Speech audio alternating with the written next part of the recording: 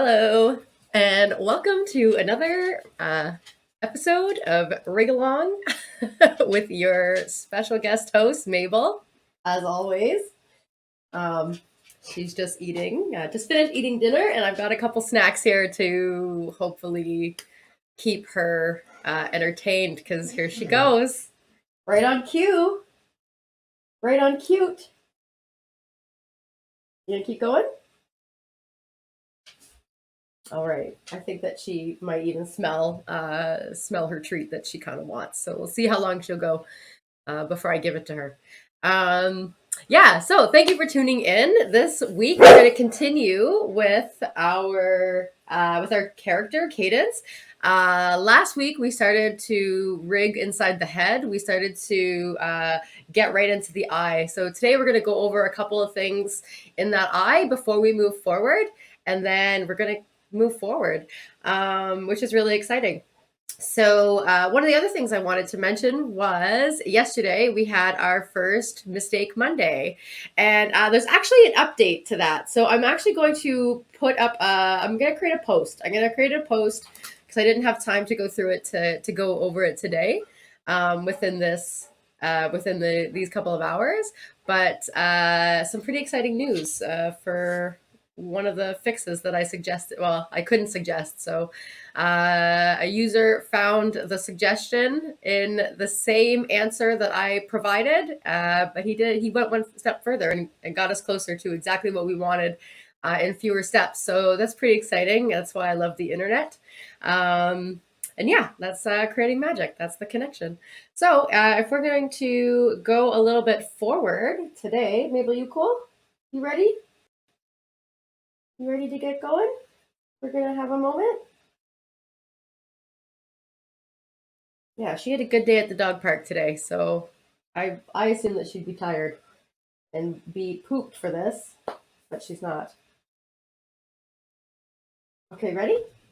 All right, I'll give her snack. This is her. I made this yesterday with alongside yesterday's lick mat, but this episode is brought to you by Maybels lick mat, which is yogurt, peanut butter, and pumpkin with a little bit of ground beef on top.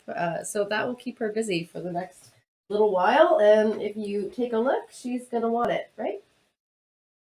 So you want this? You want this? Yeah. Okay. Ready? Her little treat. So I also have her anxiety coat if we have to throw that on her. Yeah, that's a thing. Her thunder coat, which I forgot that we have since for fireworks. So if we need it, it's there. All right, let's dive in. So here we've got Kades. Let's go over this eye a little bit more. These are. Oops, what am I looking for? My pen. These are some pretty common techniques to build eyes in rigs. And they're little things that you want to add to make sure. Sometimes they're not in the design, so you kind of want to go above and beyond when you're working in television and add these little things so that the animators have them in the rig so that they're ready. This is coming from a lot of experience. At this point, we would always get requests from the animators to add these things after the fact if they weren't there. What? I don't have anything. It's all there. No, there's nothing here.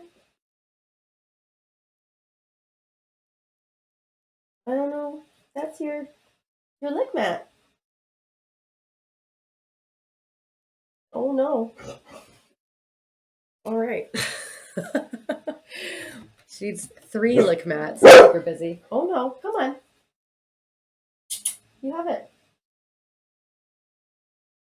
Come on, good girl.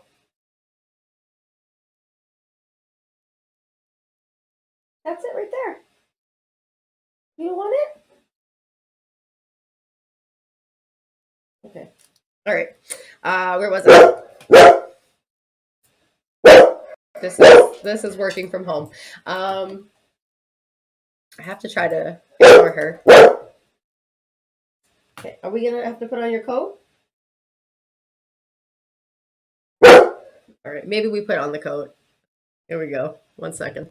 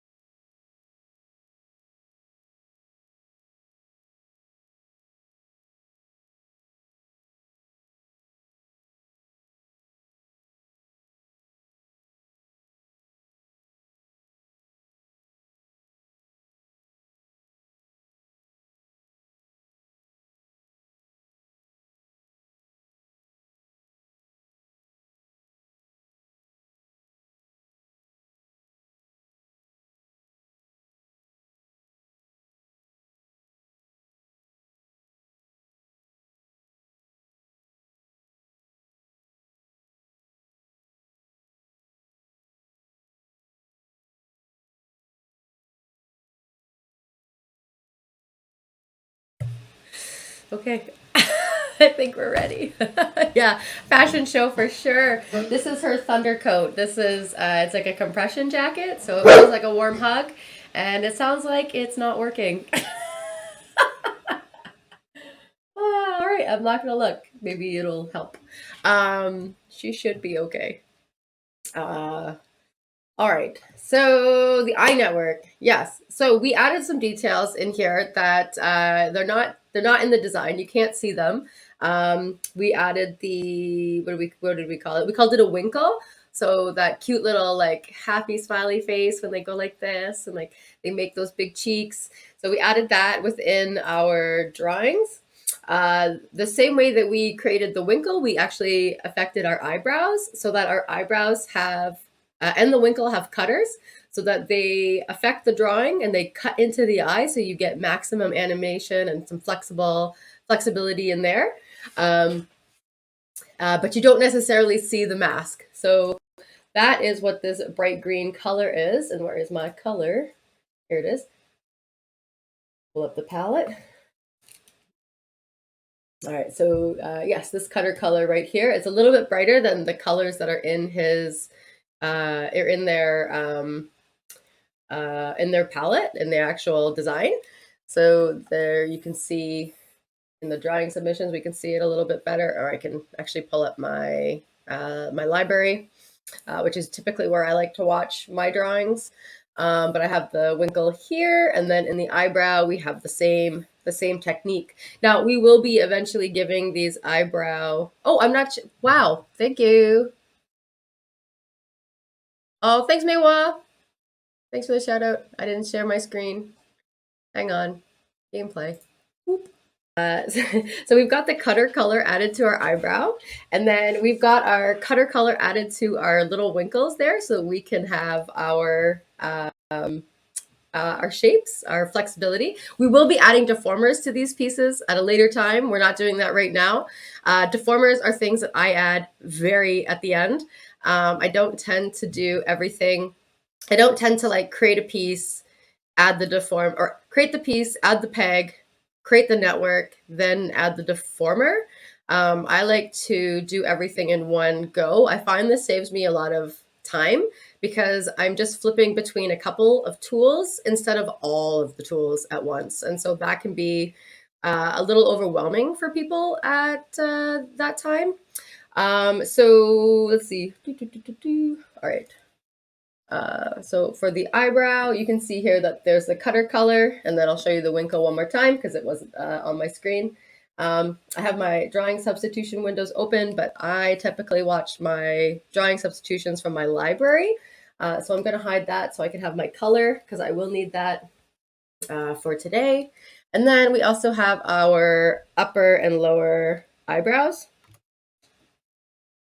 So we have not our eyebrow, lower eyebrows, our eyelids, sorry, our upper and lower eyelids. So if I activate them, we can see that they are, they're closed. I do that so that when the character is built, by default, the blink is kind of in the right spot. So all you have to do when you're animating is, like, for here we have pegs. So if we lift these eyes up, like we open his eyes, we can take those upper and lower lids, and then I can just reset them, and then it's always there. So if I have a design where the blinks are actually in the model, I can adjust these drawings exactly to how the design is, and then it's never off model. That's a huge issue within the animation when you're working with television.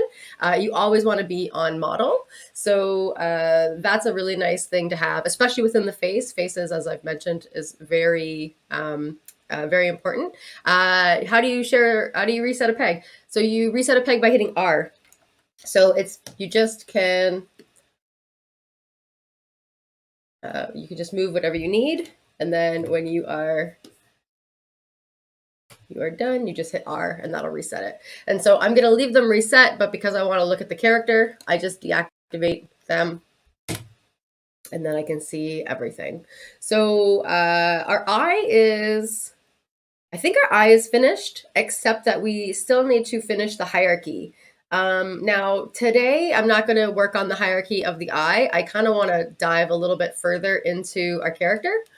So I'm going to do so. All right. So we have our dimple. Let's just double check. Yep. And then we have our blush. We've got that too. All right. So, if you didn't catch yesterday's Monday mistake, let me just go over that real quickly. I did show off how to put in some blank drawings within the library. Monday's mistake, we did go over and correct the issues within this rig that I forgot to add the very first session. So we did go through and correct that. So if you're starting over from scratch, you might want to start with yesterday's Monday mistake because it will actually bypass a problem that I kind of set up in the first episode. And so where am I going with this? The other thing about that is when you go to start that video, we accidentally made a little music video, Mabel and I. So watch your earbuds. Make sure you're not blowing out your eardrums with the feedback that happens at the beginning. It's pretty funny. It's a pretty good clip. If you look for it in the clips, we made one. My friend made one for me. Yeah, and it sounds like a song. And I could not stop laughing. I still can't stop laughing about it when I think about it. So, and now have a digital record of Mabel's beautiful singing voice. So yeah, check that out if you'd like. But I'll go over the library bits and pieces a little bit later as well. So we'll get there. All right. So let's take care of some of the really fun, glaring issues within the rig. Sometimes it's really easy to look at your character and think, boy, at this stage anyway, you're like, boy, this is like this is Frankenstein. Because we have all these extra lines within the character. I'm gonna quickly turn my alpha down just a little bit so that we can see the character a little bit better. And then when I compare it to the quarter front, you can obviously see that we've got all these extra lines right here that's not necessary. Within the hair, we're missing some stuff here, all this nice stuff here. So we're about to create these blended shapes now, and I'm going to show you my favorite techniques to do these kinds of things. And once again, it's been a while since I've done this, so I'm excited to dive in. But I'm not planning on making a mistake. I know it's going to happen. So we're going to make some mistakes. We're going to fix them up. And if I make anything big enough, we're going to have another Mistake Monday so that we can go through those fixes again. So, and if a challenge presents itself, then I'll challenge the internet once again, but we'll see. We'll see what that looks like. So I know that the power to go for the thing that looks the worst is there, or like the jarring. So like when I look at this and you look at this, we're all going to see different things. And so what I actually recommend is just instead of jumping to the problem areas, try to go as straight through from the left to the right, and try to attack the parts in that order. Um, Even though I know that it's really tempting to go straight for the face, straight for the hair. It's just that it's best to go from left to right. So I know in this case, I don't think that I've added the pieces for the mouth because I haven't added the pose chart yet. I have not brought in the pose chart for this rig.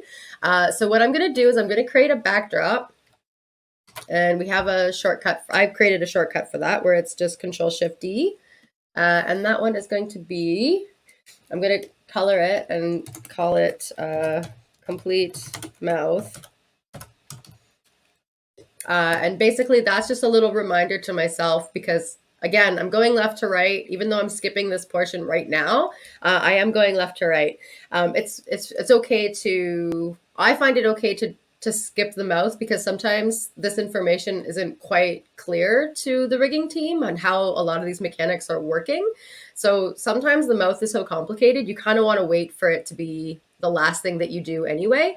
I find that that saves me a lot of time because a lot of decisions get made that are out of your control. They're on the animation floor. They're in the design team.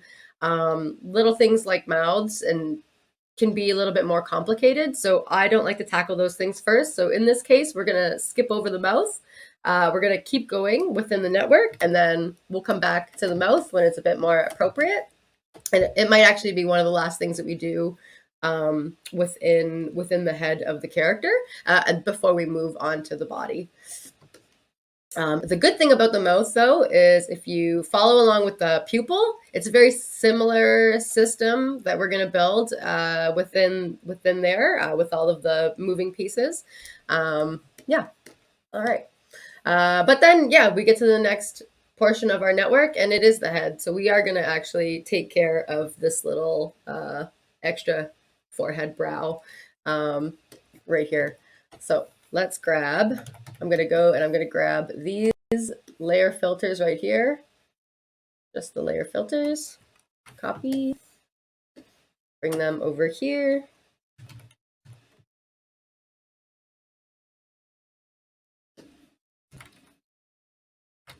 I'm going to give myself two pieces. And if we remember last week, we were talking about getting specific within the builds. Like, again, we're building a higher quality television rig here. So you want to have a lot of control, a lot of total control. So every time you use an art layer, which we'll use a whole bunch, you're telling the computer that you want this specific layer out of this drawing. So that's the hardest thing that people have to kind of get used to. But the good news is there's so much repetition and we do this so much that you have all these opportunities to kind of learn, try again, and keep going. So every time you have a drawing, almost every time you have a drawing, I would say like 95% of the time, you can treat every drawing the same. So if you think about it like that, even though the shape is different, the drawing has the same basics. So you're going to start seeing this a lot now. Now that we're getting into the head and the hair, this is going to become very repetitive. And I really encourage you to kind of start to look for those patterns. It really does help. All right. It'll help you speed up the process, and it'll also help you remember where your artwork is. Now, before I go any further, I just remembered that I'm going to jump into an art tool, but my camera has not changed. So as I've mentioned every week, we have to turn these two buttons on so that we can see all of our layers. We have the light table and the current drawing. I think it's not the current drawing on top, is it? Is it current? Yeah, current drawing on top. And so now when we select our drawing in our node view, it does show us what's actually reflected in the camera view. So that's a really nice way to make sure that you're looking at the right thing at the right time, at the right angle, and all those things. And your layers are right here. So if you don't see your layers, you'll have to go back and check your preferences. We did do that in the first episode. I do want to do a big shout out to the film who wasn't there because he sent me all the show codes for the first episode. So you can, not show codes, the YouTube time codes, the timestamps. So you can actually go in now and find the timestamps to the actual action. And so we're going to try and keep that up. If not for him, I'm going to try to do it.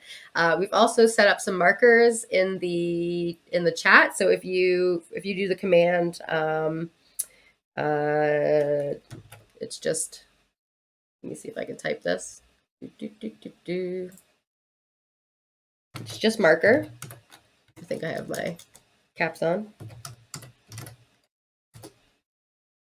Yeah, so you can hit type, you can type in marker, and I'm pretty sure this belongs to everybody.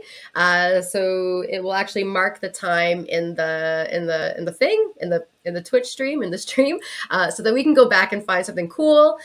Feel free to make a clip also if you do see something that's really awesome in the stream that you want to share. Feel free. What else? And then think that's it. I think that's it for the commands. I did add, there's also a, what is it? What did I write down? I have a, oh, I didn't write it down. I think it's a slow down command. So if you actually type out slow down, you'll, oh, I didn't write this one down, so I forget what it is. new to Twitch. But there is a command to get me to slow down and to repeat myself. So again, don't be shy if you want to. If you need me to repeat something, feel free. I know I talk fast, so yeah, just let me know. But yeah, let's continue. All right, so we're looking for the patterns, the overall patterns within the drawings while we're going. So in this case, we're going to start with the head, and I've already drawn these out. And I think that some of them have the overlay already added. And these are things that we just picked up from Maywa's drawings. As you can see, like there's a little bit of overlap. And a lot of time that's what gives our animation like the depth. And it keeps it from looking flat. So these little overlay lines are very useful within our characters. So we keep those on our overlay layer. And then our line art is just a line art. And then our color art is on our color art. So our color art layer. So the fill is on the color art layer. So we're going to start to use these. And what that's going to look like is we're going to pull each one of these little node groups to the corresponding drawing. So I know that the head has all those drawings. Let me go back to the line art. And then the forehead has those drawings. And then I also have this wrinkle, not a winkle, the forehead wrinkle. So I do know that I have to put that wrinkle in front of the head of the character. It's probably best. So I'm gonna do that right now. Put the head and the forehead are together. And then you can pop, I like to do the line art and then the head, the color art, and then the overlay. And now you're going to notice that it's starting to get a little bit cramped in this network. And so that's okay. We'll just go out and we'll zoom out and we'll give it the space that it needs. This is what the the drop boxes are for. You can really quickly just kind of grab what we need, or you can even just grab the actual node itself, where it looks like it's going to grab the face. I'm going to push that all the way over. I know that the mouth is going to have a lot more of a network anyway, so we can push that all the way to the left. Bring the head a little bit further, and then we can kind of make this post-it note a bit bigger and pull the composite down.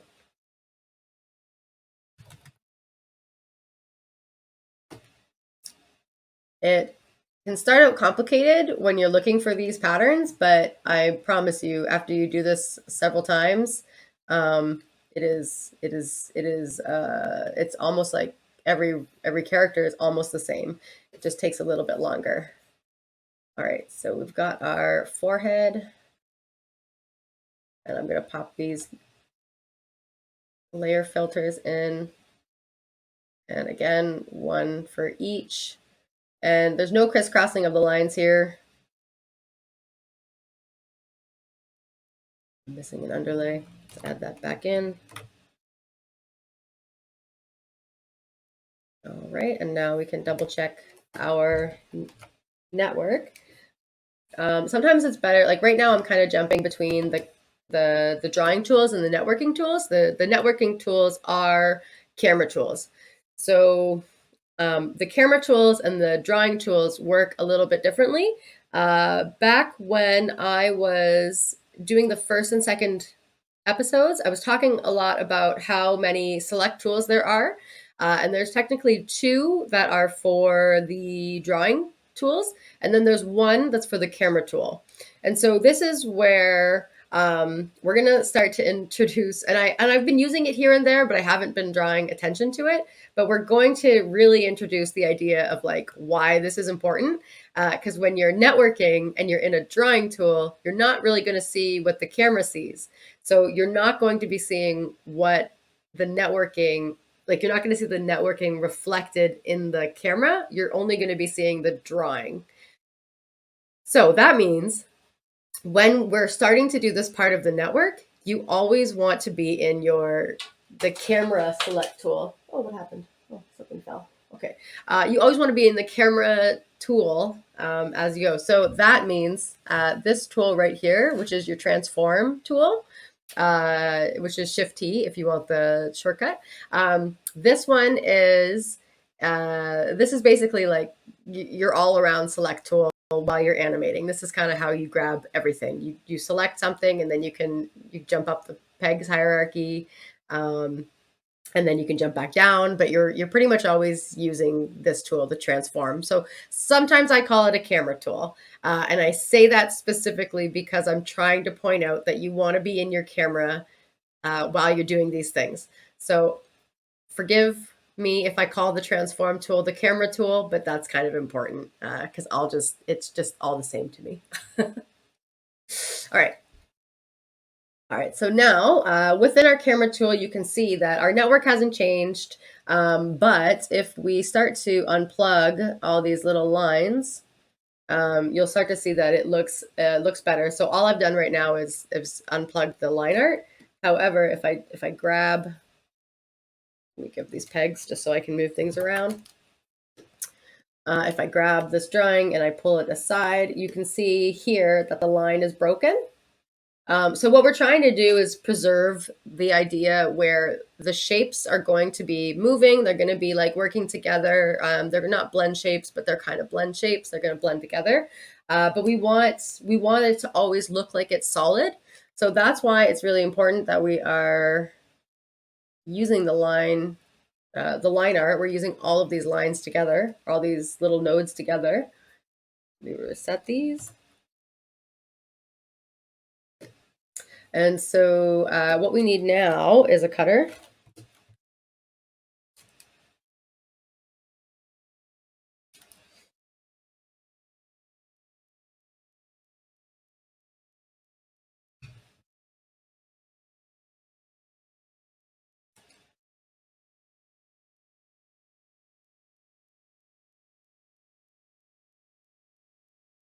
All right. All right, so from here, we've got our cutter. And so this is a very different way of working than the pupil and the mouth. Those cutter systems are specifically meant to like show things through, like a window or a door or like my glasses, right? Like there's just like a specific layering and like a masking tool to it. Whereas when we get into things like this is a big network that's actually a tool that's utilized a lot in limbs, and it's called like what do I call it seamless. I call it a seamless system. Other people call it a cross network, cross cutter. I'm trying to think if there's other names for it. If you know another name for it, give me a shout out. Let me know. Um, but basically, what it does is it allows you to go into the aspect, um, and then you can have these fluid movements where it looks seamless. And then you can also play with the Z depth within these shapes. And that's how you kind of create those beautiful rotations and you get that depth to the turnaround. So, like, for instance, my shoulder is in front of my head. And when I rotate this way, you could say that my head is in front of my shoulders. So that would be Z depth. And so we're going to be able to utilize that within these shapes. And in the in the in the in the case of Kade, in the case of Kade, we will be able to do that in the head. It'll be really important. It's as the character rotates, it's going to look really good. So we need two cutters. So I'm just going to copy and paste a cutter. And I'm going to go and I'm going to pop this into the line because I can see that it needs to be cut. The line needs to be cut. That's what looks bad. So now what we're going to do is we're going to cut the line by the fill of the opposite piece. So this is kind of where the magic starts to happen. And also there's an issue. So I'm going to create the issue and then I'm going to show you what the issue is, and then we're going to fix the issue. So hang on. But this is kind of an important, a very important tool to get used to, especially when you're starting to build networks like this. So typically what you would do is you would just cut the fill by, or sorry, cut the line by the fill of the opposite piece. And so here you can see the cross. This is the cross network. This is what that's referring to. It's an X. And then there we have our first beautiful layering issue. Now, the problem that we're going to have here that we do need to double check. And I think in this case, it's actually okay because the line for our head is covering it, but we still want to fix it. So I'm going to have to break it one more time just by, I'm going to deactivate our overlay so that we can see it a little bit better.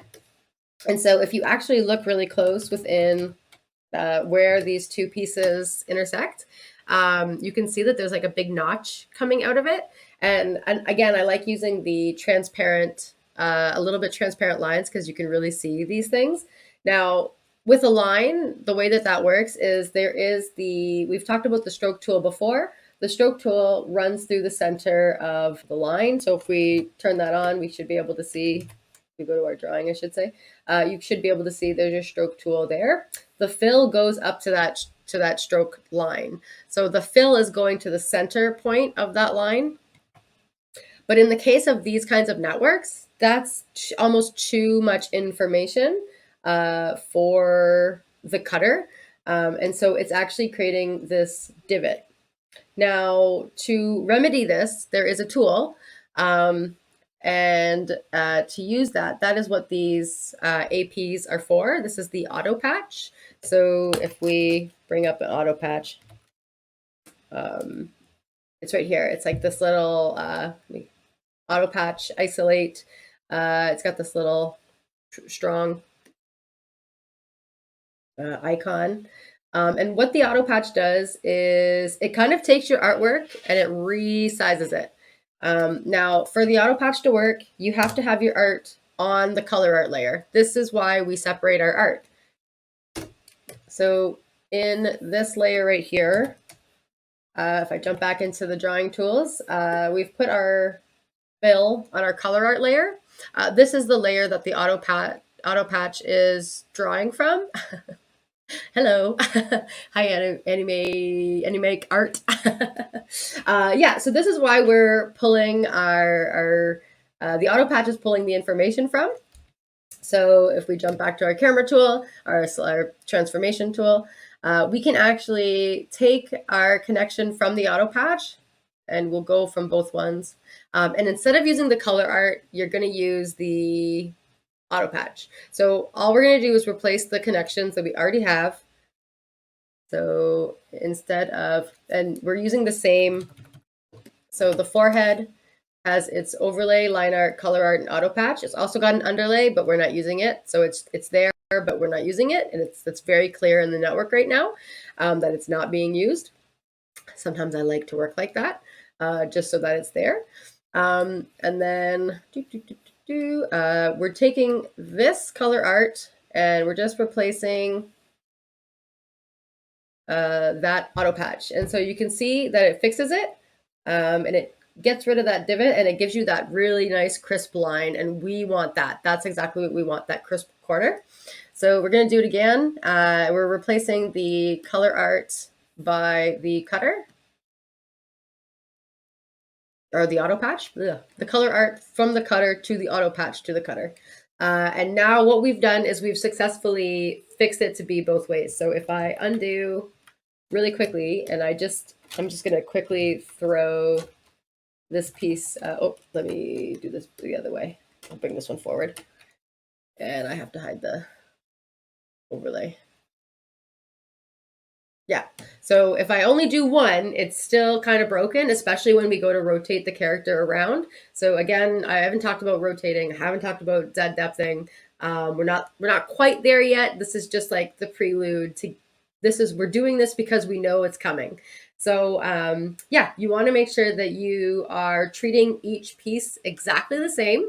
Because when you're working with a piece that starts to shift in between, like this, you want to make sure that all of the pieces are working together. That's what's going to give the animator that fluidity. So when you're missing one, it kind of breaks it like further on the turnaround, and then you kind of have to go back and figure out why. That's always harder. So let's, not impossible, just harder. Yeah. Yeah. All right, so I'm gonna plug back the overlays back in. Oh, actually, before I do that, I will show you one other thing, and this comes with a warning.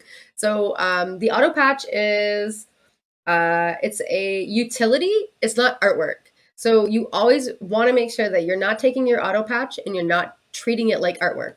So you have to remember that your auto patch or your artwork is on the color art, and the auto patch is meant for this purpose only. And if I add a composite, I'm going to show you exactly what that means. And so I'm actually going to add a camera, or not a camera, a display. So let's add our first display, and I'm just going to say display 1. So right now there's nothing in here. And you can see that my color art is now on the display. It's the only thing that we can see. Now I'm going to plug in the auto patch for the same piece. And right now you can't see anything, but if I select my auto patch, you can see that it's slightly smaller than the actual fill. So this is why you don't want to have your, you don't want to use it as an actual piece of art. It's because it will create anti-aliasing, it will create halos, it will create all kinds of trouble for you. Your auto patch, say it with me, your auto patch is not artwork, your auto patch is a utility, and it will never be plugged into a composite. You don't have to worry about anything when you just repeat that mantra. All right, so then what else? What next?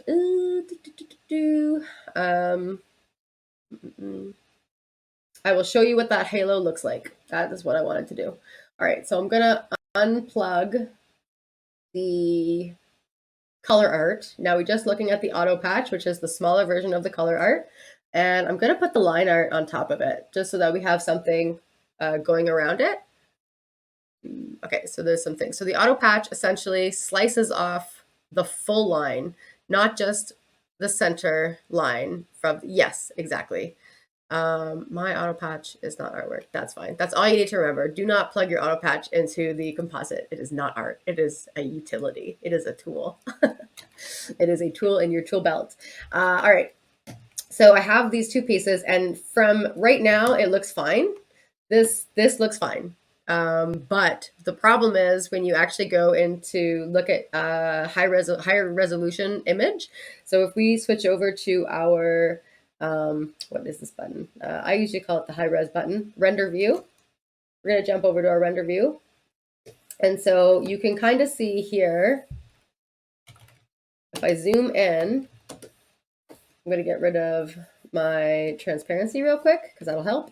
So here you can see that you can see like a little dark divot. You can see this. You can see that right here. And I'm going to create a color card. And I'll plug that into. And so if you watch very closely when it pops, you can see a different color. You can see the whites of the color. And so you can kind of start to see through your image, and that's a real issue. That's anti-aliasing. That's what a halo is. That's what you are always fighting as a cutout rigger and a cutout animator. You're always looking for anti-aliasing, and you're trying to remove it. So when you're using your auto patches artwork, it's a guarantee that there's going to be halo and anti-aliasing there. And if you need to see even more, we can actually change this color completely, and you can really see through it. So when you've got a background or something else that's behind there, that anti-aliasing is a real issue. So you definitely want to you definitely want to avoid it. So auto patch, not artwork. Auto patch is just a tool. So sorry, auto patch, hate to talk about you like that, but it is true. All right, so I can delete these now, and we can move forward, and I'll jump back to regular view so that we're not slow. All right, so let's see, what am I missing? Well, I've unplugged so many things. Let me get back to where I should be. Oh, looks like we've got some reset. There we go. Overlay is on top. Now, once again, it goes overlay, line art, color art all the time. We're always trying to stick with that pattern.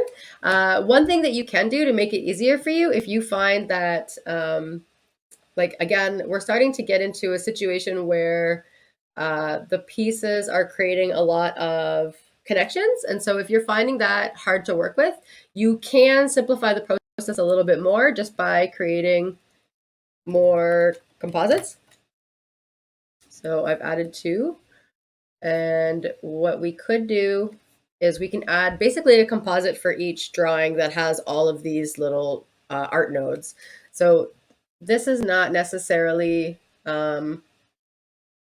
something that's needed, but I've seen it within the animation industry. It's used, there's a couple different ways actually to keep these organized. You can use groups. I don't like groups because then you have to dive into the group if there's a mistake. So I don't like them, but I have used them, and they do make your network a lot cleaner. So it depends on your preference.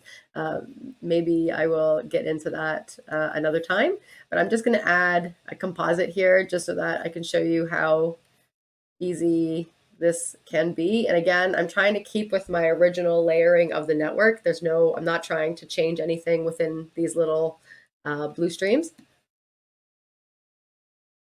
All right, so that's the first one, and then the second one, and then the third one. And then I just pull these down so that they are exactly. And so you can really see now almost exactly where everything starts to come into play. I've even seen that you can take your drawings and you can give each drawing its own, what would you call that? A backdrop. You can give each drawing its own backdrop. So you can organize it right down to this level right here. And let me add one more. Woo, cancel. Not that one. Deep.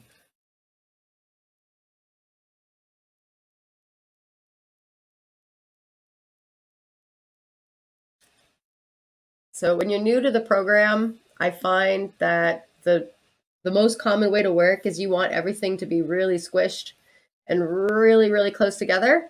And what that does is it allows you to see more. All right, so here we go.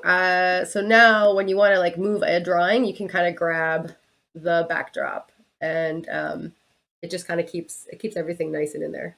Yeah, super organized. Like that's probably my favorite part about the evolution of Toon Boom. Is that it got so much organized for the riggers. That it just became like I think we just went nuts with it. Like it was like, whoa, look at all these new tools. We can really organize ourselves here, and I really believe we took advantage of everything. And so yeah, it really, really helps. So again, when you're new to the software, you want to see more. It's like because you want to get in there. Noon. You want to get in there. You want to you want to see, okay, I got all these pieces. So you want to bring them all in, but I'm telling you, you will learn the software faster when you just kind of let it expand. Let the program take that breath while you take that big breath, and then what that does is it allows you to kind of track all the blue streams, and I find that that's really the important part that you kind of have to keep an eye on. And so once again, we've now created our first cross network, and this is really, really cool. I'll show you now what we can actually do with it.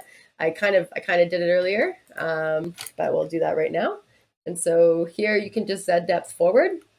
And when we have the hierarchy in place with all of our pegs, that's just going to allow us to grab the whole top of the carrot's top, the carrot Kades hat, forehead, and be able to give you that perspective when they're rotating around for like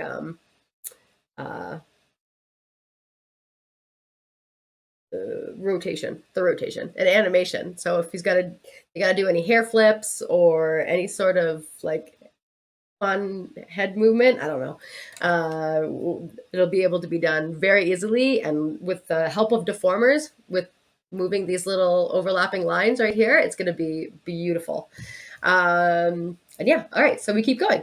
The next thing is our wrinkle. So this here needs a cutter, because if we are rotating this wrinkle around the forehead as the character turns, and again, I'm not necessarily going to turn this character into a 360 rig, but the way that I rig, it's gonna kind of happen naturally.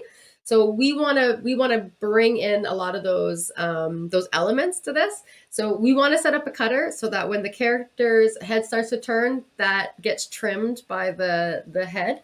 So all we need is a cutter, another cutter, and again, attach your cutter through the right side from the artwork, the thing that you're cutting, and then the other side will be the actual artwork.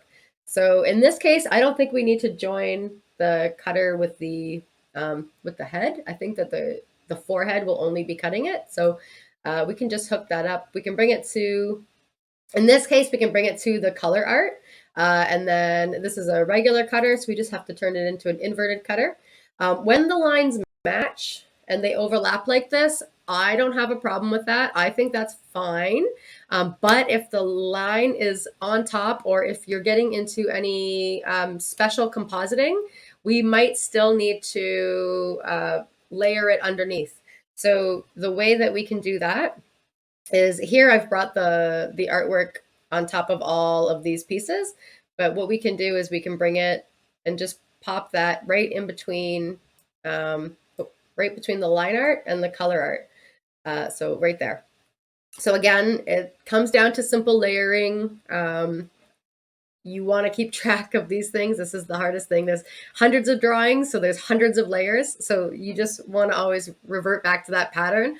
Overlay is a line, the line is a line, the color art is the fill. So as long as it kind of sandwiches between those lines, those two lines, and that fill, you're good. So I'm going to reset that, send it back. And now our carrot is looking a lot more carroty. All right, so that is done. We get to move on. So we get to go to the left. All right, so once again, we're looking for the same patterns. We're going to start to work within the hair. Hair is actually my favorite part of rigging.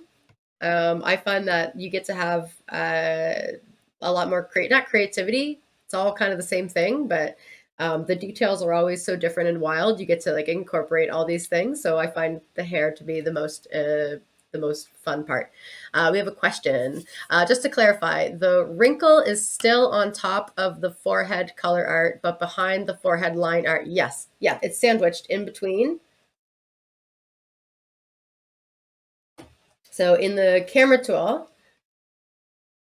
or in the camera view, you can see that the line is on top of the color art.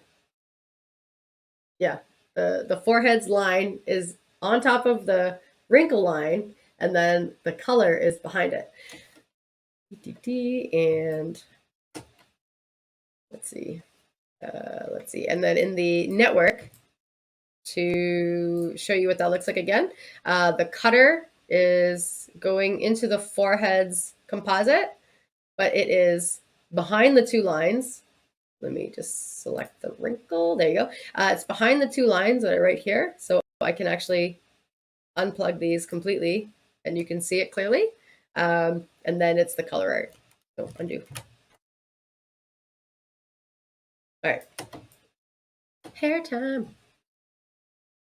And y'all can't smell this, but Mabel has farted. And it smells like eggs. And Mabel, you want me to take this off you now? You okay? Can I take this off? Are you warm? You stinky. Oh, no, she's on it. Okay, I can't take it off her right now. Okay, let's reset this. We're back on.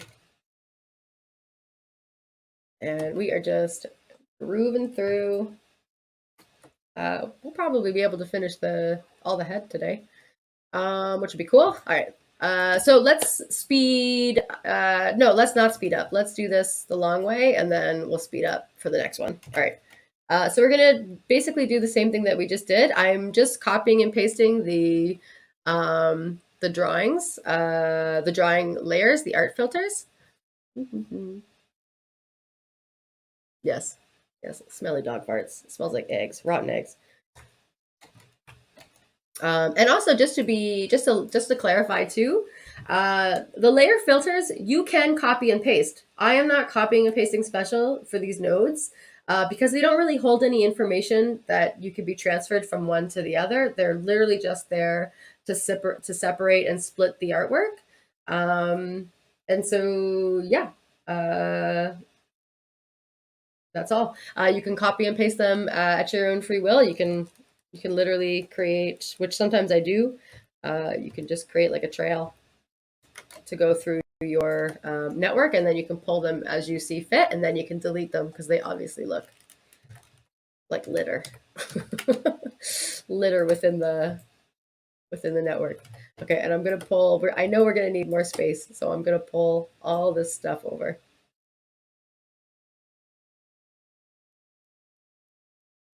Okay, now we've got the hair.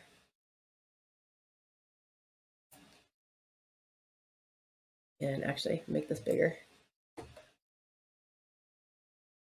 Feel free, if you have any other questions in the chat, feel free to ask. Also, if you're doing this alongside but not live with us, if you've got any questions, please feel free to send me a message on LinkedIn, on Instagram. It's pretty accessible. I've got my socials up in the video finder now, and if you type in social with a command socials, you'll get them all up there too. So we got a question. Is the layer filter node the same as the layer selector isolate? Oh, great question. Okay, so yes and no. They work together. They're similar, but it's not actually the layer selector isolate. if this is what you mean. So the layer selector node isolate layer selector. This one right here. So this, don't need it to be selected or plugged in. Whoop. All right, so the layer selector, I sometimes use it, but I don't use it too often. And the reason I don't use it too often is because for me to know what it's doing, I have to jump in and I have to see exactly which layers are turned on and off. So I don't typically use a layer selector, literally because I'm lazy.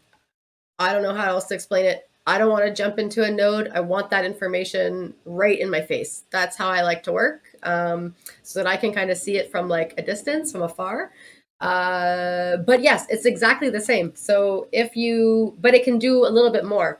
So the layer filters are specifically for each layer, whereas the layer selector, you can kind of pick and choose which ones that you have. So you can kind of just do the first three, or you can do all of them, but this would just be a drawing node. So why run it through a filter to begin with? That's just creating more bandwidth for the computer.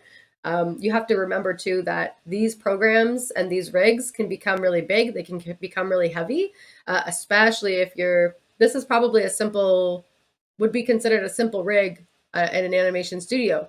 Even though it might be difficult for some people here, this is a simple rig for an animation studio. So every time you're adding something like this to the network, you have to consider what kind of weight it's going to create on the opposite end of the spectrum when it's done, right? So the layer filters are relatively light, but I like to see them exactly as they are. And why would you add a layer selector that lets you see through all the layers at once? Because again, that's just the drawing. So there we got another question.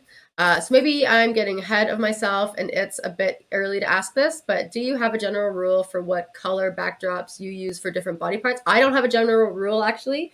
What I think is really nice is when I was working in the animation industry, this is a side note, when I was working in the animation industry, when you created a backdrop, um, they were red. And so you just like zoom out.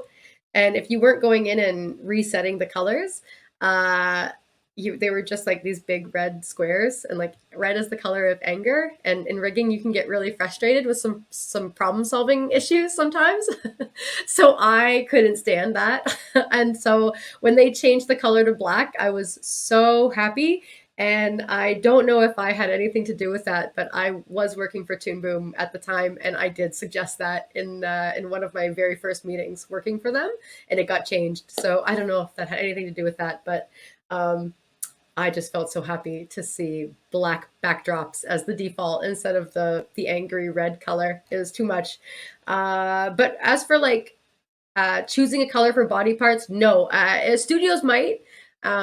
And if you're working for a build supervisor, if you start to get into build templates, we can't really talk about a build template at this stage because I don't have a build done. Mentioned the fact that I'm easily influenced by color. Like I like to look at I've painted my room blue because I like the ocean and I feel like I'm working, but I also feel like I'm by the water. So I am very easily influenced by colors. They mean a lot to me. I think they mean a lot to a lot of people though. But yeah, for the specific colors for backdrops, I mean, the only thing that I notice is that you have to go in and change the color manually. And sometimes like if there's three greens, sometimes I'll forget that. I'll forget which version green I'm using, and I may have to go back and change it. But when you get into things like build templates, especially when you're working on a show, again, you're trying to build consistency. So in my opinion, the color backdrops are to build consistency. So as long as you're happy with a pattern and you're able to repeat it over and over again, people are really going to pick it up a lot faster. I think it's like it's definitely subconscious thing. It's happening on a subconscious level, but it definitely works, and it works a lot faster. And so, yeah, when you're working with builds on a floor and you have like 3 main characters, if those backdrops are all different and they're inconsistent, it's going to be a lot harder for the animators to pick up like what's where and what's kind of happening. So pick the pattern that you love the most. That's how I treat it. And sometimes I'll even ask others because I might be looking at this once, but other people are looking at it a lot more. So I'll build a character and let it go to the floor, but animators have to look at it every episode. So I will sometimes refer to them and see if they have any suggestions. Maybe they've come from a different show and they have a suggestion that they want to see. It doesn't do any harm. It rarely causes any time difference. So yeah, I say go for it. I love the colors, but I don't have any preference for anything specific. So I'm not going to use the layer selector here. A little backtracking here, but I am going to use the overlay layer line art and color arts. And you can see that they take up a bit of space. So I'm just going to do that thing where I create a backdrop. Oh, actually, I said I wasn't going to do that. I was going to do that next. So I won't. We'll do it the long way. And I'm using my mouse, so it's the extra long way. Okay, copy. And so this is going to be, this is the bang's detail, this is the bang, this is the other bang, this is the other, this is a shadow. I'm going to lift that up a little bit, and then this is another bang. So what we can do here is we can actually, for the 3 main pieces of the hair, we can treat that exactly like we have with we've done in the head. So we're going to do X networks. They're going to be a little bit different though, because we have 3 pieces, but it's going to be very similar. So I need to have these layer filters for each piece of hair. And which ones are these? This is the ones in the background. Yeah, so I'm just going to move these over. Again, we're going to be making a big network here. This is going to be big.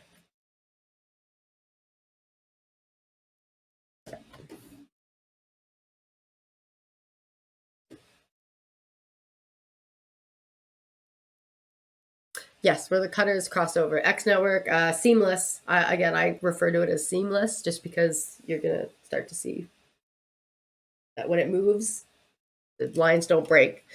And it's very beautiful. Okay.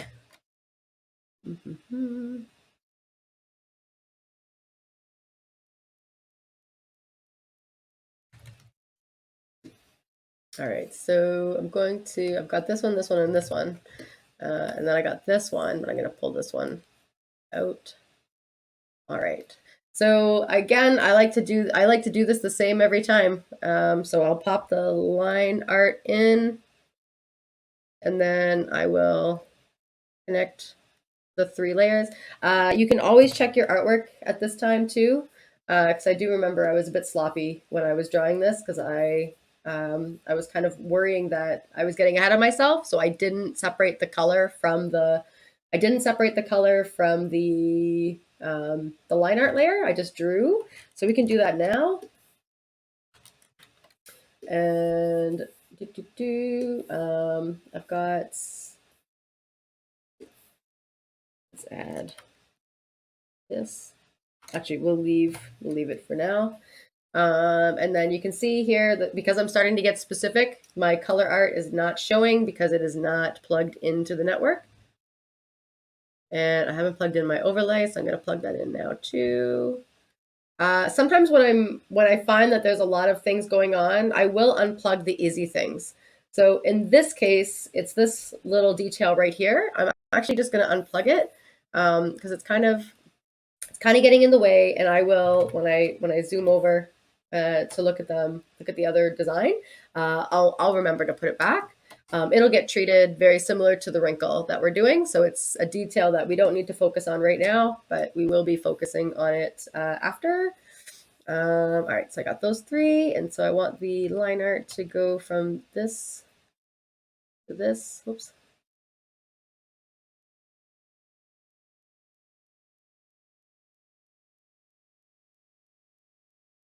And I'm going to double check my artwork so I know everything was on the line art. And so now it's on the right artwork layer. And I'm going to do that one more time.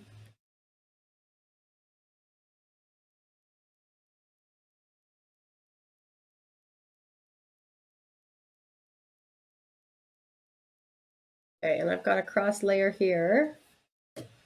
Let me show you what that looks like.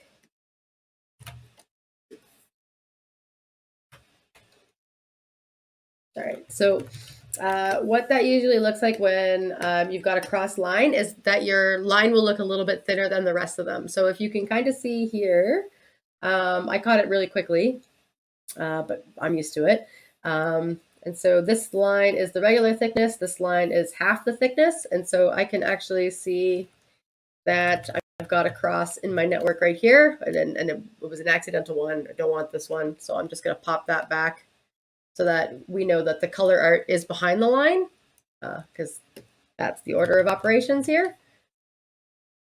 And I know I'm going to need my auto patch, so I can hook those up. And again, I like to keep my auto patch, right in between the line art and color layers, because that's kind of, it just reminds me like what it's doing. So that's why I keep it there. I can pull this down. And I've got this little detail here that I need to worry, I'm not going to worry about right now, but I know it's there. And I need a cutter, so I can just pull one in. Where'd it go? There it is. And again, we're cutting the line art by its own piece. So let me get this a little bit bigger. Please, what are the rigger artists called in the animation pipeline? We're called riggers. We're also called build artists. That's it. That's all I can remember. Yeah, we're rigging artists, rig artists, build artists. Yeah, that's all I can think of.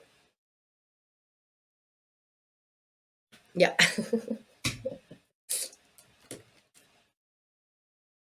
All right. All right. So let's get back to making seamless hair. So we have the cutter. We're going to hook it up to our line art. And I've got to do that for all three of them. Again, because of the color coordination for the little art filters nodes, you're welcome for your colors. Because of the layer filtered colored systems, I can kind of do this from farther away because I know the line art is the brightly colored green, and I can very clearly see that in the network. So again, if you did not color code these nodes and you were looking at all these blue and gray squares, eventually this little jar of organized spaghetti looks like spaghetti dropped on the floor. So that's why I like it. That's how I can work. That's like from this pulled out distance. But if you have to zoom in, knock yourself out. It's takes no difference in time. It just changes up it'll start to change up your crossover networks here as we pull the cutters kind of so that they're below the thing that they're cutting. Now, you can also pull these composites down. And again, earlier what we did was we created more composites. So this might be a really good opportunity to utilize the same thing. So again, we're just going to take these three lines in the same order, and we'll put them in this. We'll transfer them into the composite. The composite's not hooked in, so you'll see that as I pull each strand to the other composite, they'll disappear. Now, in this case, we have nothing drawn on the overlay, so I'll do the first one. Nothing will change. I'll do the second one. The line art will disappear, and then I'll do the third one, and the color art will disappear. So here we go. So line art or overlay, nothing, no change. Line art, the line art's gone as predicted, and the color art is missing.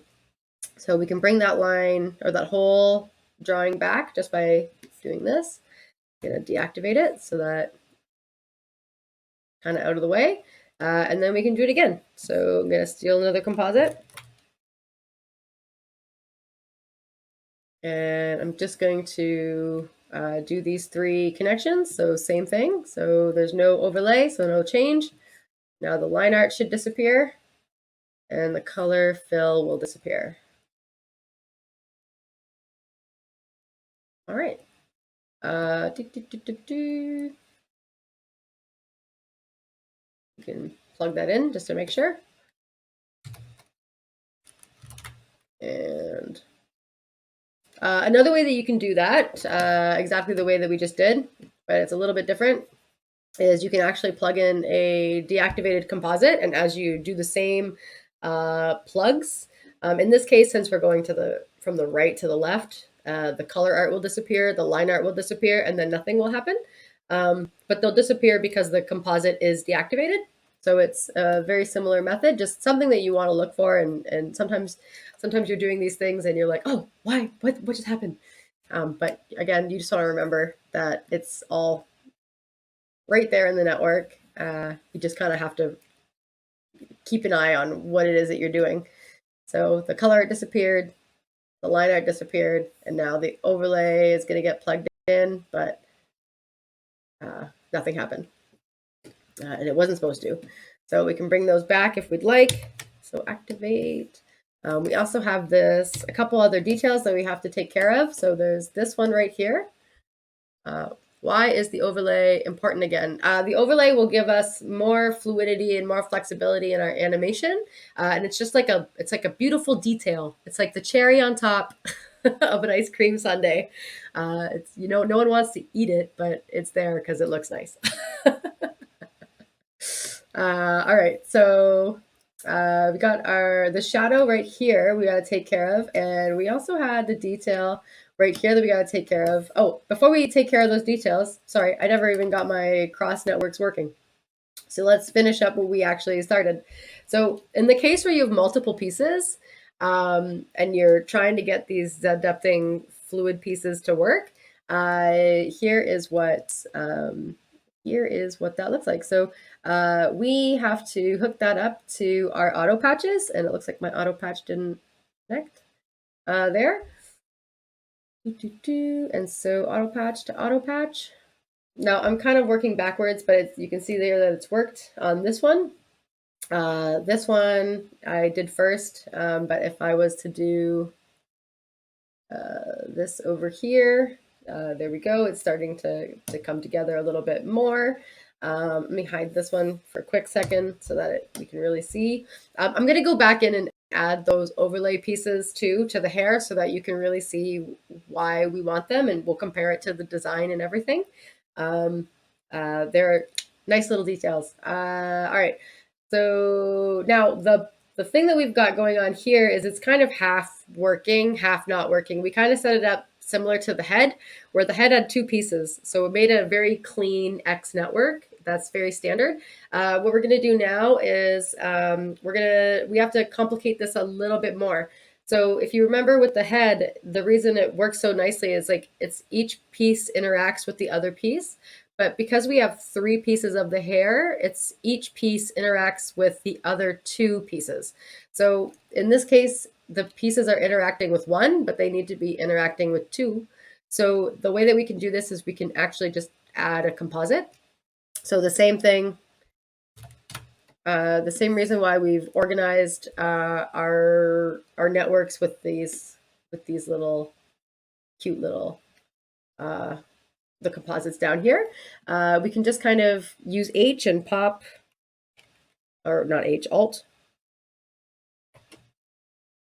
and pop a composite into where the mask is. And so if this is the piece that we're cutting, I already have this piece, then this piece is missing. So I'm going to pull the auto patch from here to here, and I'm going to need another composite. So now we're going to go from here to here. So this is the piece that we're cutting. This is the piece that I have. So this is the piece that's missing. Does that make sense? My favorite question.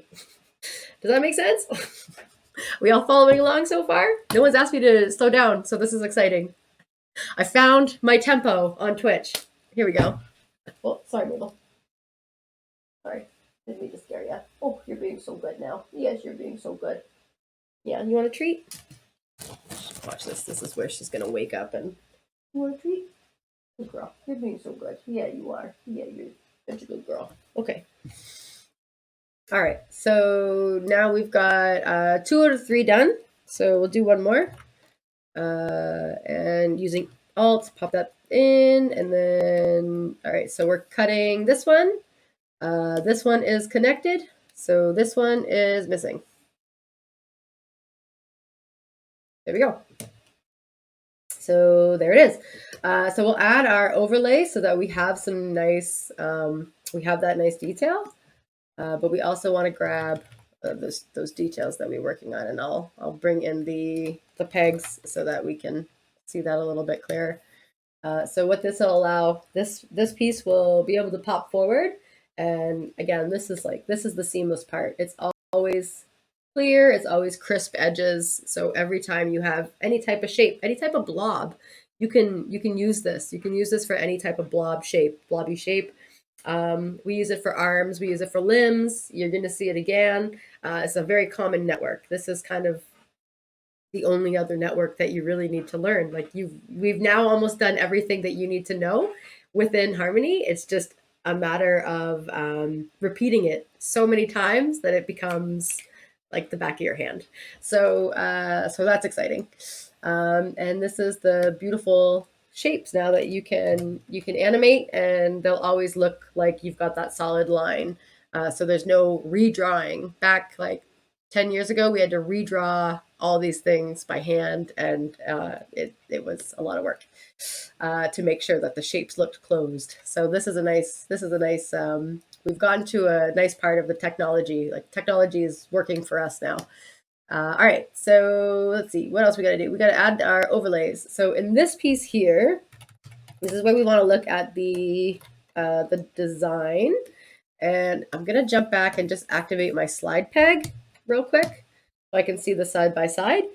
So this piece here, I've got overlapping line that comes all the way here. So we want that. And then we also have this little loop-de-loo, which I've drawn separate. So we're going to add that back in. And then it looks like that's kind of it. So we're going to add the overlays, but we're going to hide them. So I'll show you what that means. Hang on with me. But for now, we're just going to add this piece right here, and we're going to add this little loop-de-loo right here. All right. So let's go back. Let's deactivate our slide peg. Let's jump into this drawing. I'm using the shortcut O to center on selection, so I can grab anything in my camera view, and then when I hit O, it'll bring me to that node. So you'll see that I use that often.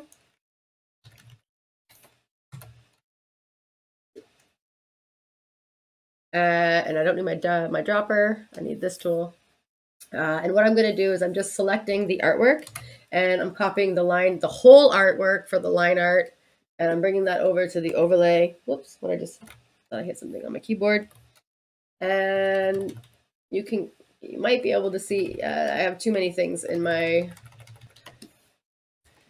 if I deactivate what's going on here, I'll see the design a little bit better. All right, so I can see, again, this is why I work like this with the drawing, the preference of the light table on, and this is why we set it up. So I can see the design right through the object. And then again, you can even lower your opacity, and then you can really see that right there. So let's see. So I've switched over to my white selection arrow, and I have a contour point already in place. So I'm actually going to leave that there because it's one of the original contour points for the shape. And that is, if you recall, I was kind of breaking that down, the importance of why we cut and paste this artwork over all the layers, and why we're so like specific about it. And we go out of our way to make it a hassle for ourselves, the riggers, to make sure that it's precise for the computer, because the computer is working in binaries, and once the computer sniffs chaos and a little mistake, it's going to run with it. So we want to be as careful as we can when we're doing this process. If you're following along and you're doing this for the first time and you're just kind of like struggling, you don't have to be that perfect. Like if this is your first rig, let it go. You'll get through it so much faster, and that's kind of the purpose. Especially if this is your first rig, oh my gosh, just go for it. Just finish it up, and see how it goes. And then the next one, you'll get better. So even by the time you get to the end of your rig, you will find that your copying and pasting has gotten so much better. So let it slide, let the practice happen, and then just get to your second rig, and it'll be so much better than your first rig. You got a question? When you're drawing, do you prefer to do all the line art and then all the color art, or does it matter? Well, I usually do the line art and then I fill it. That I usually do. And then sometimes I'll do I think that I usually do it's hard to say because it's been so long, but I think that I do the overlay when I'm at this stage, because it's a detail that I want to have a little bit more control over. And if I'm just drawing, I can just blow through a scene. So I think that what I typically do is I'll leave everything on the line art, and then when I get to the stage of starting to rig, I start to separate the information. I think that's my preferred method, because then I can just go through the whole character and draw all the line arts on one layer, and then yeah, keep going from there. It just again, I try to limit my workflow so I'm not jumping all over the tools. I try to kind of keep it kind of batch what I'm doing. I'm like just batching the artwork, and I find that helps me go a little bit faster. It does save time because it gets repetitive, and you do speed up when you're getting repetitive. So I like to do that. So in this case, like I said, the contour points are perfect. So all I'm going to do is I'm going to delete this part of the line. So like this. Now, this right here, I'm going to leave as well, because it leads into here. And this detail is separate, but if I turn that on, I want to make sure, where is it in the network? That's this one right here. I do want to make sure that it is kind of lining up with the artwork. So I'm just going to have it on top. Yeah, so see here, there's a gap. So I actually don't want that gap, because what that gap will do, if I bring this over and let me just really quickly. So what if this piece of hair is moving with this piece of hair? This is not connected. So this just looks like a floating little loop-de-loo, and we're trying to create the illusion that it's a loop-de-loo that's connected to the hair. So I am going to reset this and disconnect this. But I am going to go back into this artwork, and I'm going to deactivate, or I gotta undo. All right, so how far did I go? I want to connect this so I can see it. I'll put it here for now. And instead of deleting this, the whole thing, I actually am going to add another contour point, and I'm just going to delete the line there. And now what that looks like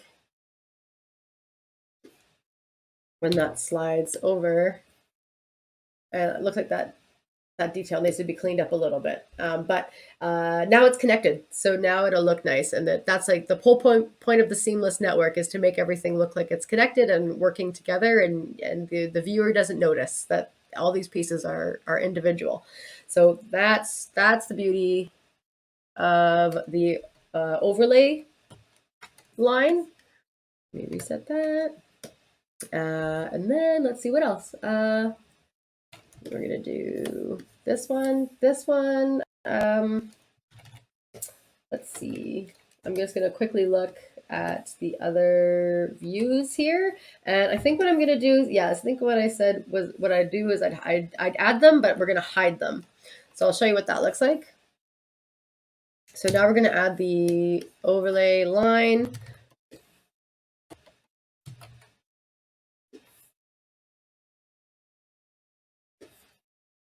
So copy the line art, paste. And in this case, I just want to look and see where my contour points are. And in this case, I'm just going to use the contour points that are the closest. So I'm just going to delete the top end. And so now, and this is a little long, but it's okay. If I wanted to hide it perfectly, I would actually add a contour point right there and delete it. If I wanted to be super specific over what I'm trying to do, what's important is actually having the contour points that we're adding here in the line art. So if I wanted to get really specific about this, I would actually add my contour point. I'd refill this. Control X, Control C, Control V. Meant to hit D for dropper, and then repaint, and then I'll delete it, and then we're good to go. And then I would recopy this artwork and put it here.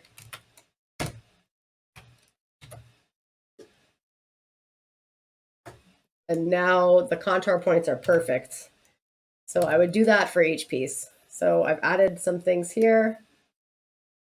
So I'd actually add them here. And then I would repaint.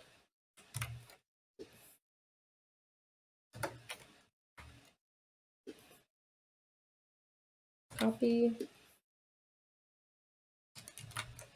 Delete.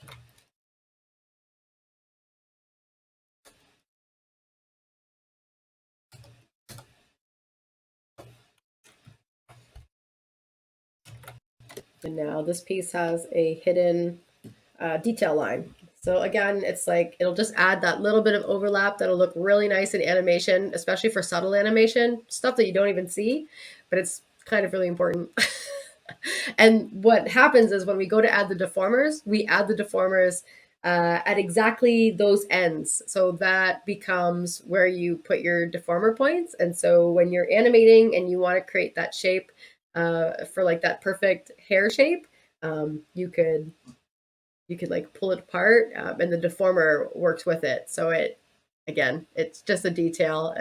When you're getting into television, you're looking real close at these details.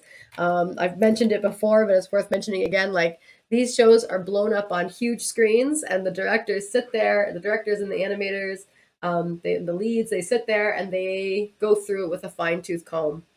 And any mistake that you make is blown out on screen. So they really stand out. They're really looking for them, and that's to like for all those ultra fancy. I don't even know what kind of version. What's the highest?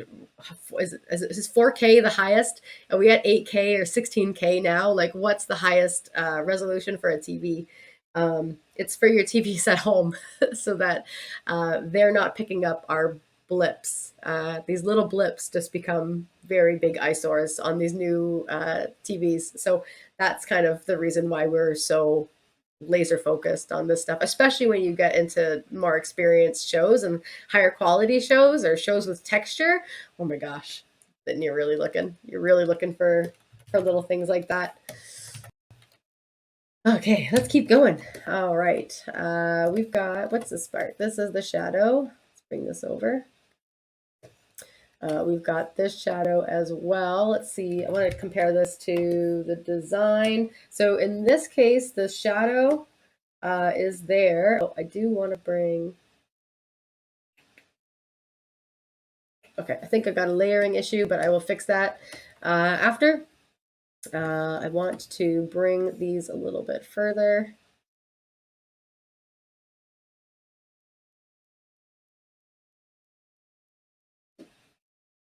All right, and we've got shadow here. So I think that the shadow is going to need to go above this drawing. And then I also don't want to have the line art around the shadow, so I'm going to delete that. And it's just going to cut in between. So now we need a cutter. This is where things are going to start to get a little interesting. So I want this here. And now this is, I'm using a regular cutter, but you'll see real quick that this is not going to work. Now, this is not part of our X network, so we don't necessarily need to use an auto patch here. We want to make sure that we're using the color art filters. Mostly for this stuff, when we run into problems, we'll start to problem solve with auto patches, but we'll get there. When we get there, if we run into that, when we get into that issue. Okay, so we've got a question. Can you explain the additional contour point and fixing the OL so that is the same? I'm not sure if this was a point that may have been missed by some people. Can you explain the additional contour point? Yeah, so when I added the additional contour point, because of with cutout rigging, and a lot of times this is like overboard, I guess. We're going above and beyond for the animator. It's just that some animators will take an image and they'll adjust it, whereas some animators will redraw it completely. So if you're redrawing the drawing completely, this is what we're doing now is null and void. It's not necessary for that person.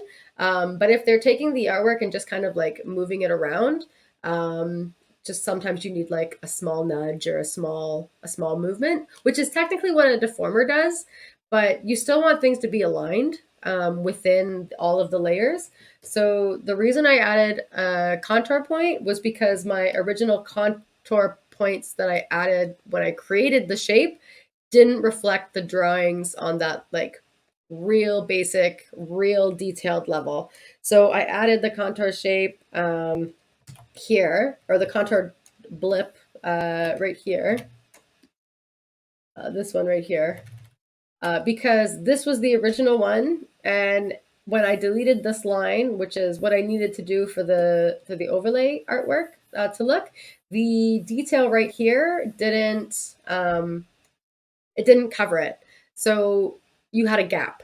So this is when you're starting to take critical thinking, I guess. You're starting to like look at the design, look at the network, and make sure that you're representing the design as best as you can. And so that layered on top of, you need to have your overlay, line art, and color art artwork to be very precise, so that the computer doesn't like start to do weird things.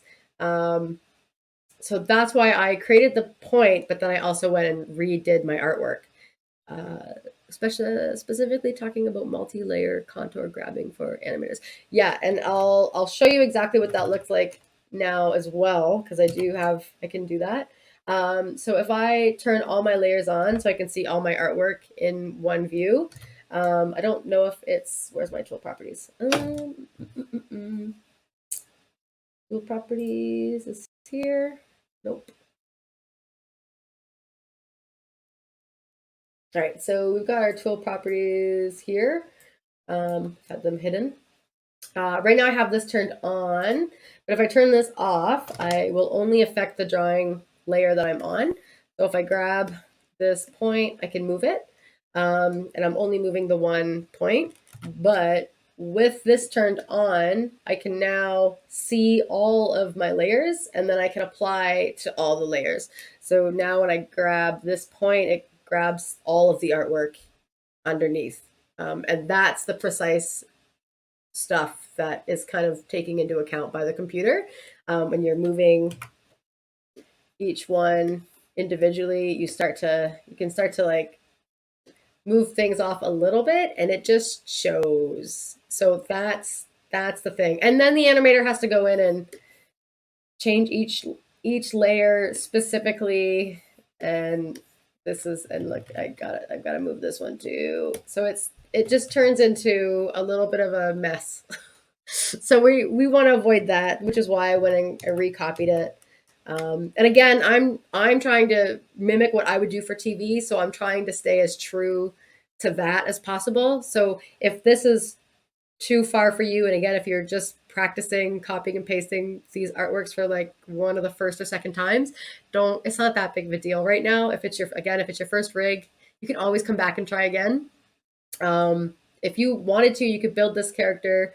It might take you 2 weeks the first time, but the second time it might take you a week, and then the fifth time, if you want to build the same character 5 times, the fifth time you could probably do this whole character in 4 days.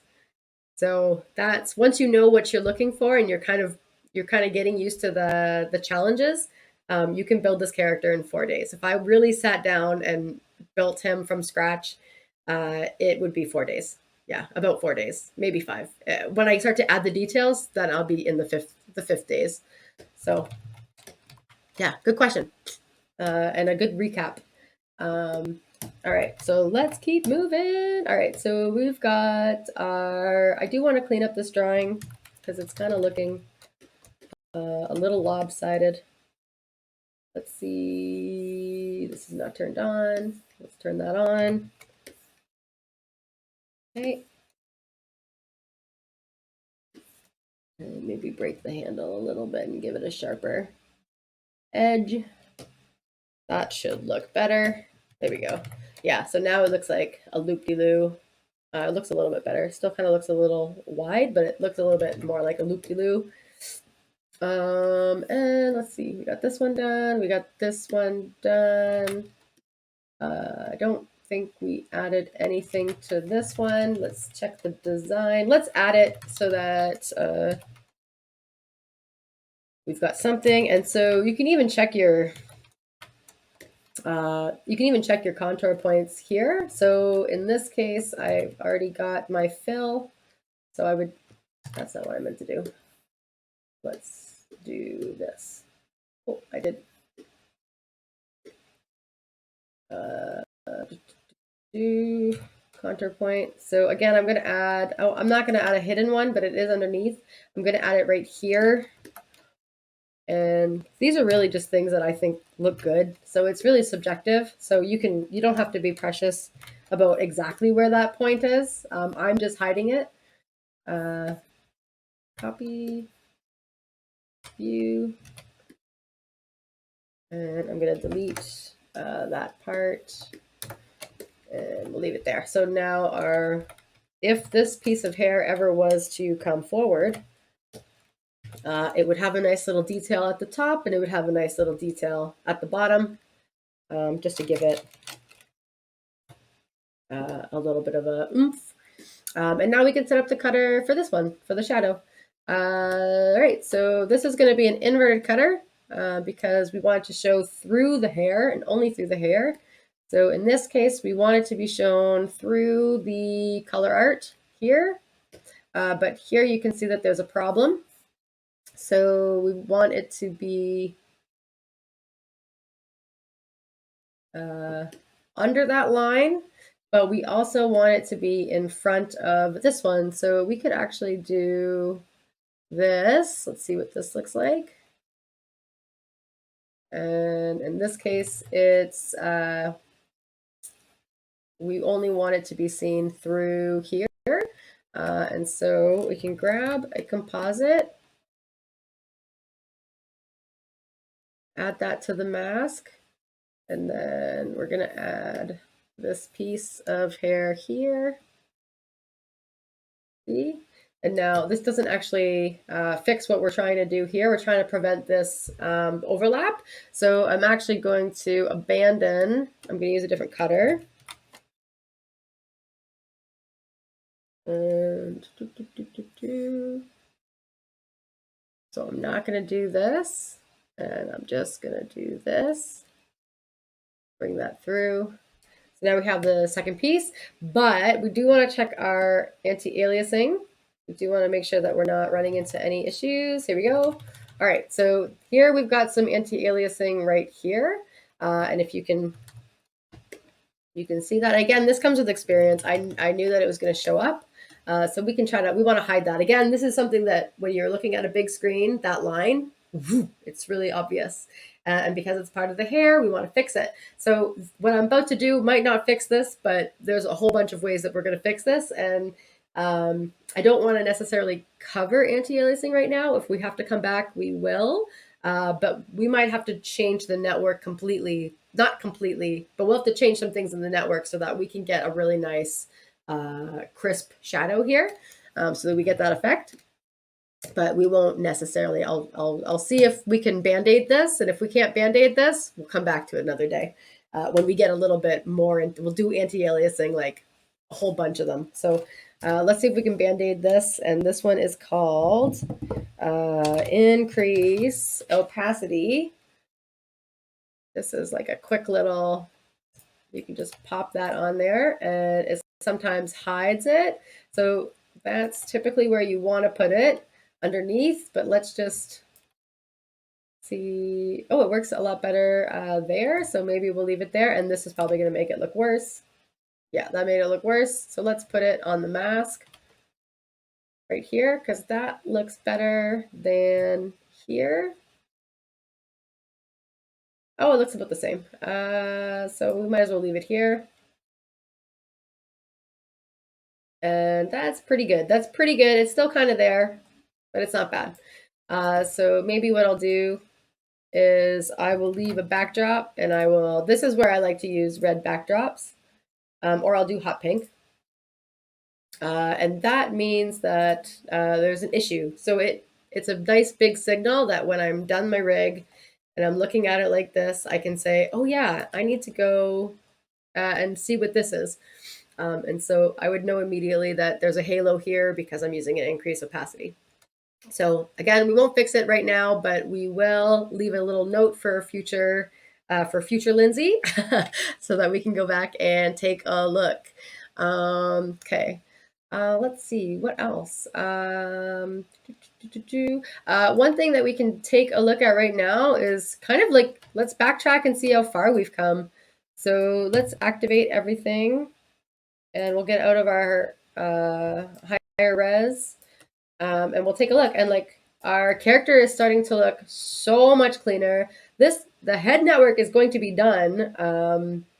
We could almost if I book it, I might be able to finish it today. So let's try. Let's speed up. Like as I mentioned, there are some techniques here that we can use to speed up. Maybe we'll leave the shadows, and we'll take all the shadows into consideration next week. So maybe we almost get through it, but we'll see. Let's see what we can do to speed up. I'm looking for this back piece right here. Which one is it? This one. Okay, deactivate. So this one can stay. And we're going to do this. What I'm going to do is I want to speed up.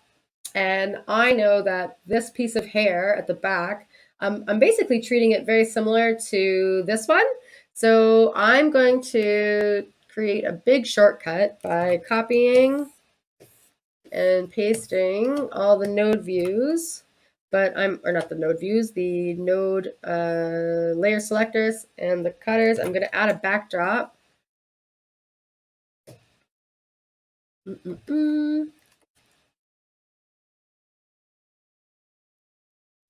Okay, and just for reference, what I will do is I will create a group, just so you can see, just so that we can make this real quick. And what I'm going to do is I'm going to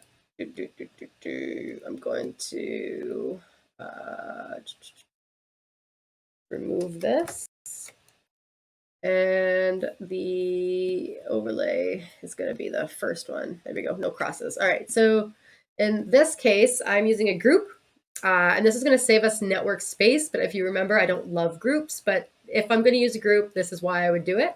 So within the group, right here, and we can name it layer splitter, layers.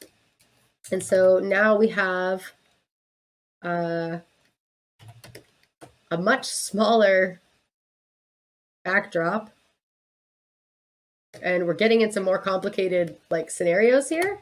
But again, you don't have to rig like this. This is just to speed up the process to see if I can get through what I can get through in the next. We got just over 10 minutes and go a little longer. All right, so I need 1, 2, 3. Whoops. Control V.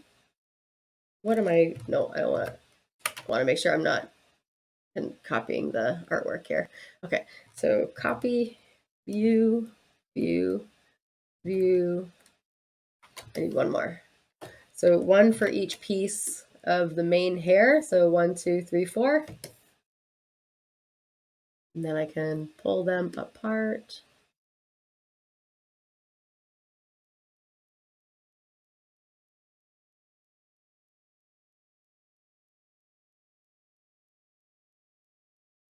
And I gotta figure out which one is which. So this is a detail. That's a shadow, actually. Then this is a detail. And then we've got hair number 1, hair number 2, hair number 3, and hair number 4. All right, so hair number 4. Let me think. Is there a quick way to jump through here? I might just take the cutter and pop that. Oops. Ah! Ooh, where am I? There you go. Looks like I added that one on the wrong one, but all right. So hair number 4 actually goes to here, and I'm just following exactly where this one goes. Okay, I got mixed up. And then this is hair number 3. And then the second one is the line art, because the middle one is the auto patch. And then actually, I think I added too many hairs.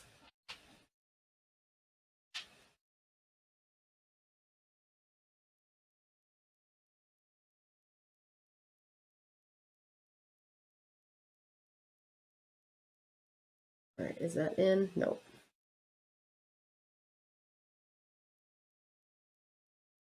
Well, and Mabel is wanting something. What's the matter? We are almost done. We're almost done. All right, so, all right, we got our pieces. What am I missing? I've got one too many of these, so I'm just gonna pull that up top. And then I need another composite. Copy, view, view, view, view. So this one will be for each piece, for all the layer filters, for all of what they're doing. And the overlay goes on top for each one.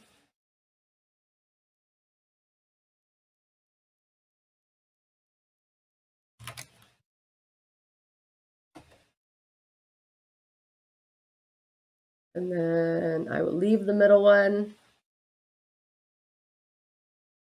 The third one is last. We're not using an underlay in any of these scenarios, so I can leave it unplugged.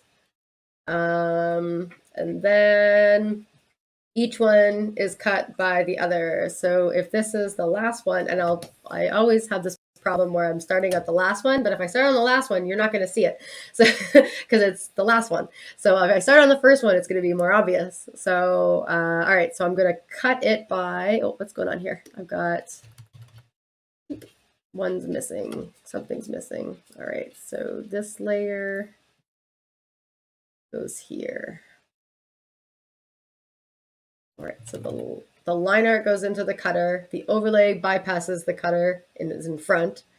The auto patch is blank. There's nothing being pulled from the auto patch, and then the color art is behind the cutter. So that happens for all three of them, and that looks like it's correct. And now we cut. So we're cutting from the auto patch from the opposite piece. So 1, 2, 3.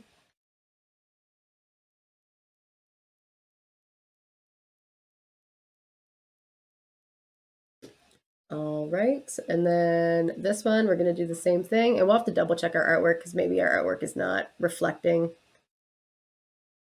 what we're asking the network to do. What I'm asking the network to do, but I'm speed rigging right now. All right, so that one's got 3. And do this one at the same time.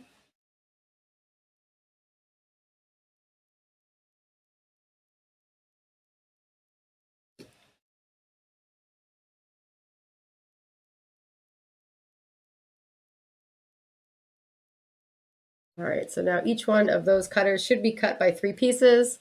I try not to cross the streams. It's Halloween, and you know that movie Ghostbusters.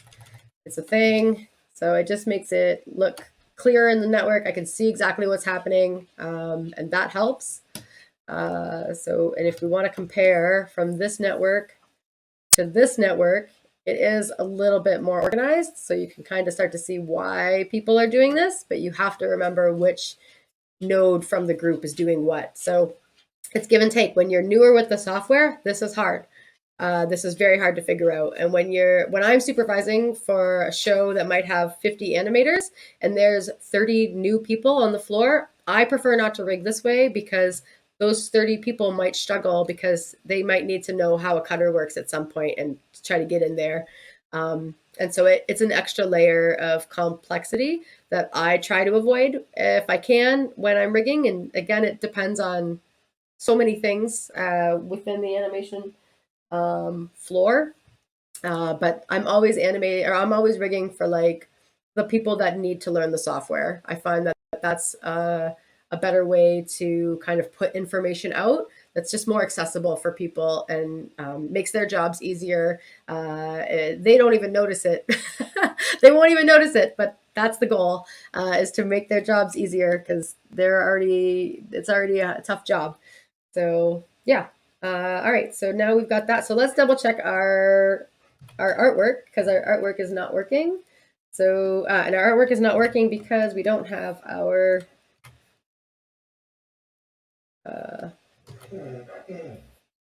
our color art on the proper layer. We're almost there, Mabel. We're almost there. Come on.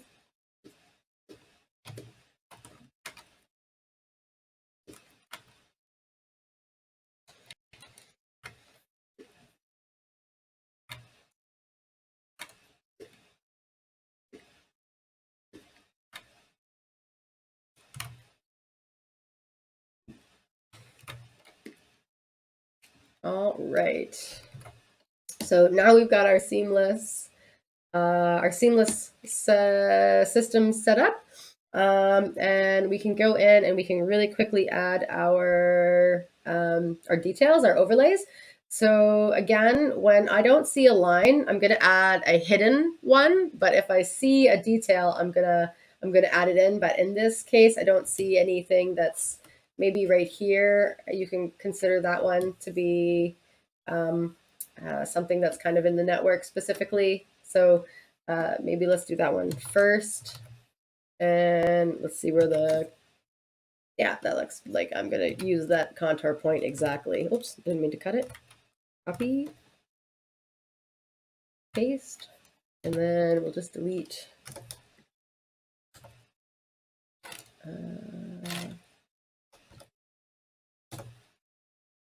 that one, and then this one. Check the contour points. That looks like it is probably good. I'm gonna sneak and put one right there. And I'm not going to change the artwork. Wahahaha. All right. Oh, what happened here? Did I just take the artwork and cut it? I did. I did. Okay, watch this. I'm going to do a trick. Cut, paste. This can happen, and you could go in and undo everything and just recut, but you can also do this. Convert strokes to pencil lines and cut and paste, and then just recolor. And as long as it's the same width, which is 10, so it's good. Perfect. Done. And then we do this one. Same thing. Let's check those contours. That looks good. I'm going to leave them. Copy and paste.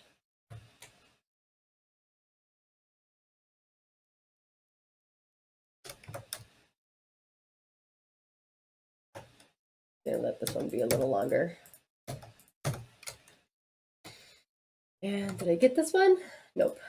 All right, so we'll add this one. Copy. You. And this one we'll just leave it. We'll leave the full outline. And I'm gonna create a hidden one right here. Actually, I'll leave it the way it is. I'm gonna leave it where it is. So it'll be a little bit longer, but it's hidden behind. Do I have? Yeah, so we'll leave it a little bit longer. It's there.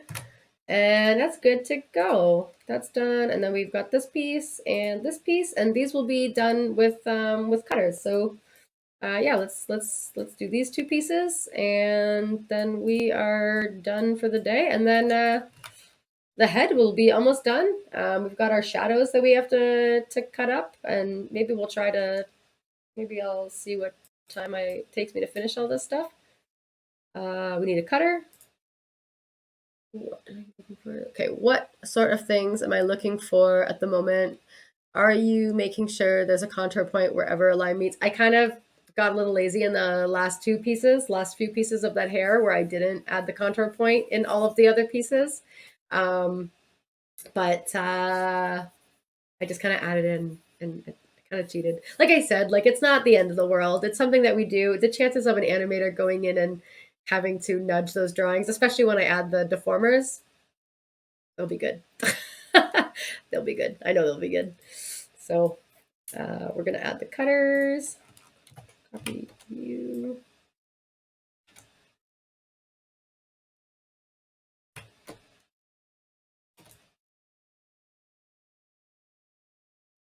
All right, so we want this to be cut by copy view.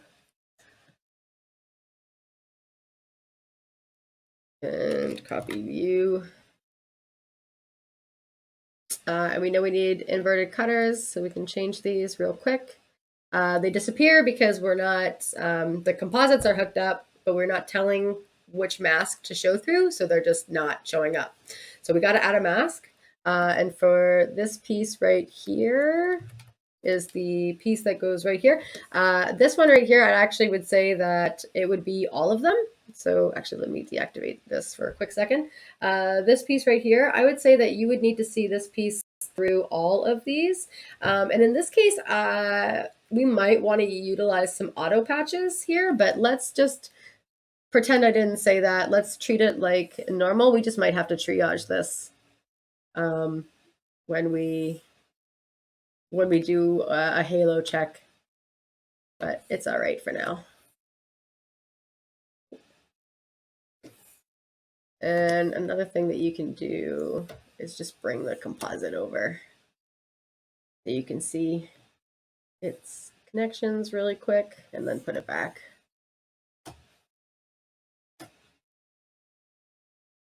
And then for this one is the little detail, the little loop-de-loo, the last one.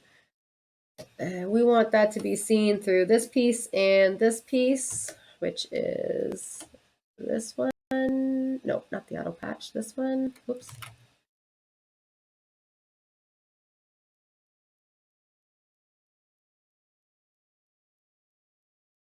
Okay. And now that's seen. And I don't have any pegs on these, but if I add them real quick.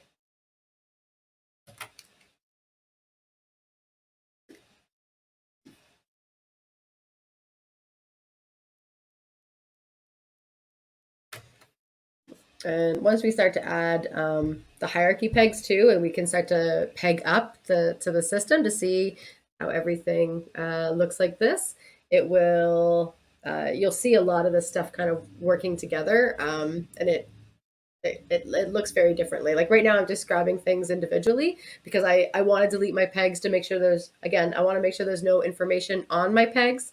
I want to make sure that all of the drawings are in the right spot. So I like to do this. I like to add the pegs, but then I delete them to make sure that as I'm moving them around, they are where they are at the drawing level, at the very, very core level. So plus also if you want to go in and rename things, you have a lot more freedom to do so. So that's my workflow. That's my preferred method. But here we're good, and it's only, I got a couple minutes here, so I might as well try to figure out why my shadows are disappearing. Let's see. We got shadows that we want to cut on the face, hair behind, and hair behind. Where is there a drawing here?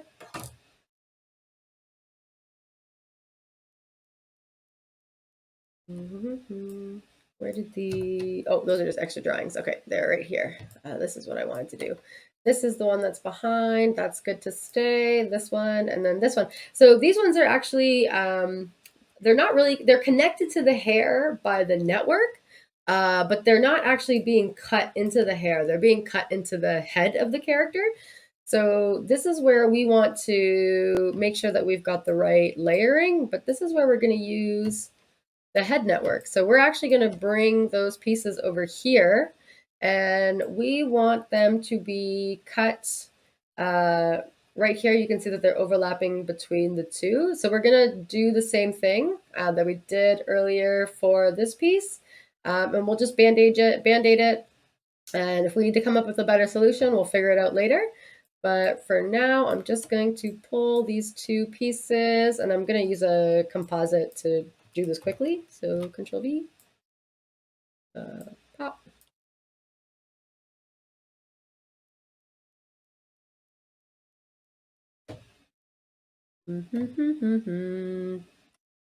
All right, so this has got to go in between the forehead, the lines, and the color art. There we go. And then we're going to use a cutter. So we need one more cutter. Copy view, and we need it inverted, so we need the white mask. So this is going to be seen through the color art of the head. There we go. And then we're going to do the same thing right here. So I'll just pop this in real quick right here. And we're going to add another cutter. And then we will, I know there's going to be a halo there, so we're going to triage it at another time. And we'll just cut that by the, we'll cut this by the color art. I think that's going to be fine. And then we'll double check our halo. Ta-da! Yeah, you can kind of see it. It's faint. It's faint, but we'll add it. So let's do an increase opacity, and it's right there.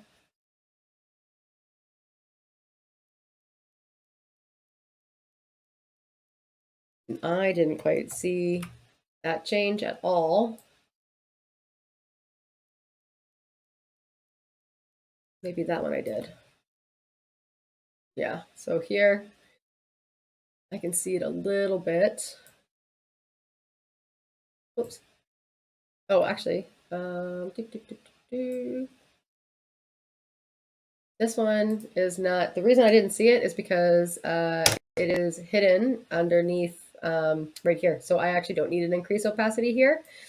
And if I think about it, I don't think I need it, but you know what, I'm going to leave it just in case. When we get to the back view of the character, we might need it. So I'm just going to add my little backdrop here that says, that surrounds the increased opacity.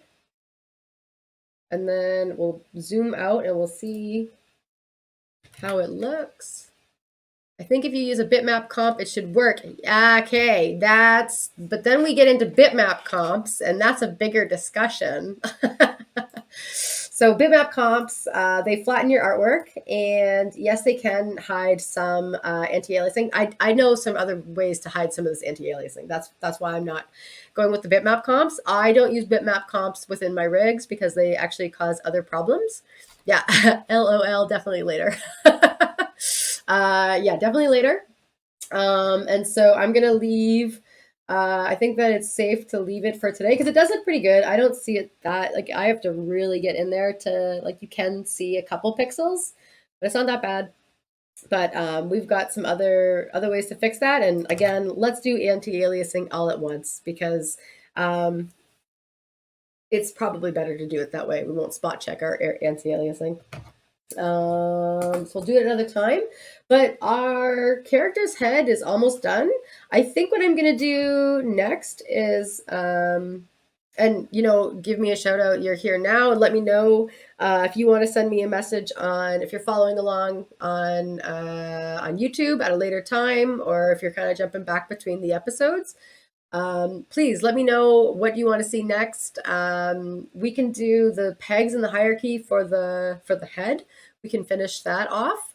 Or we can kind of get into more repetitive motion when we get into the body. So we can start to do the chest and the limbs, the arms. And again, we're going to get into static transformations when we get into these things. Again, we're only going to build half the body. We're only going to build the left side.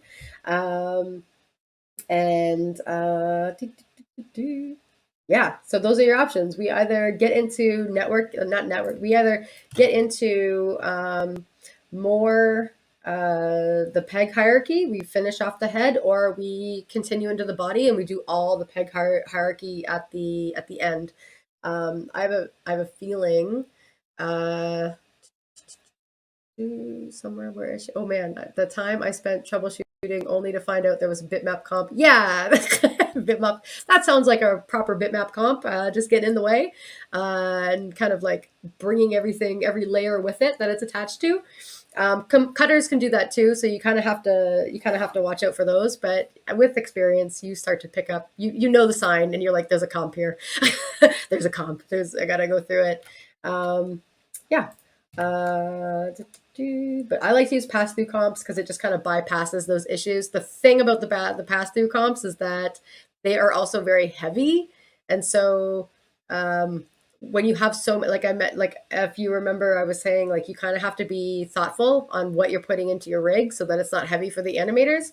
When you think about it like that, when you're adding a composite to every drawing, like a bitmap, not a bitmap, a pass-through composite like this for every drawing, this can create a heavy rig. So if your rigs are heavy and you just go through the whole character and you just delete a layer of your composites, again, like they're good for organizing, but this is technically the same. It just looks a lot messier.